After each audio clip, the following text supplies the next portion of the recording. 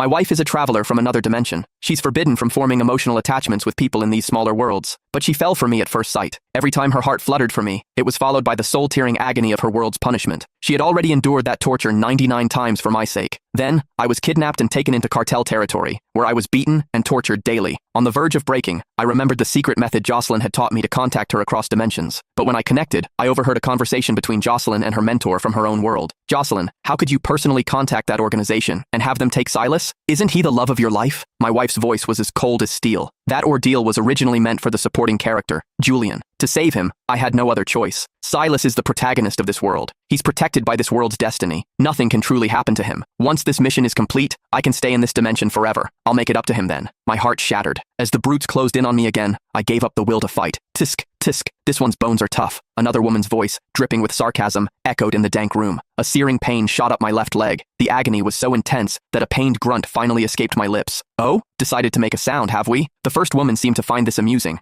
I forced my eyes open. The woman leaning over me was caked in garish makeup, her face twisted with a sick excitement. She brandished a red-hot iron rod in front of my face, then shoved it violently into my chest. Ah! I screamed. It felt like my insides were boiling, the burning sensation spreading through every nerve in my body. That's more like it. It's no fun if you don't scream, the woman cackled, satisfied. She then pressed the rod against the other side of my chest. I clenched my jaw, fighting to stay silent. I knew the more I struggled, the more they enjoyed it. All I could do was endure, praying for it to end. They'd already severed the tendons in my wrists and ankles. I was nothing but a broken toy for them to abuse. Which number is this? Have we used 8 different instruments yet? It was Jocelyn's voice, clear and crisp as always, coming through the connection. This is the 7th. Does it really have to be so exact? Her mentor asked, a hint of pity in her tone. You know Silas was the one who saved you back then. Why are you so determined to repay this debt to Julian? My eyelashes trembled. During that landslide years ago, I was the one who clawed through the rubble to dig her out. I carried her to safety before collapsing from exhaustion. When I woke up, she insisted that Julian was her savior. No matter how I tried to explain, she wouldn't believe me. It turns out, it wasn't that she didn't believe me. She was doing it on purpose. Marrying Silas already betrayed Julian's devotion to me. I don't want him to suffer through this too, Jocelyn said. If a man goes through something like this, his life is ruined. Jocelyn sighed, her voice filled with a hollow guilt. Lying on the filthy plank of wood, I laughed until tears streamed down my face. She knew this would ruin a man's life, yet she was still so heartless. She claimed to love me, but she was the one who pushed me into this hell. Did her betrayal not count? A sharp pain erupted in my abdomen. I gasped for air, but all that came out was blood. One of the men across the room yelled in panic. What's wrong with him? Is he dying? Her mentor's voice grew tense. Jocelyn, Silas is fading.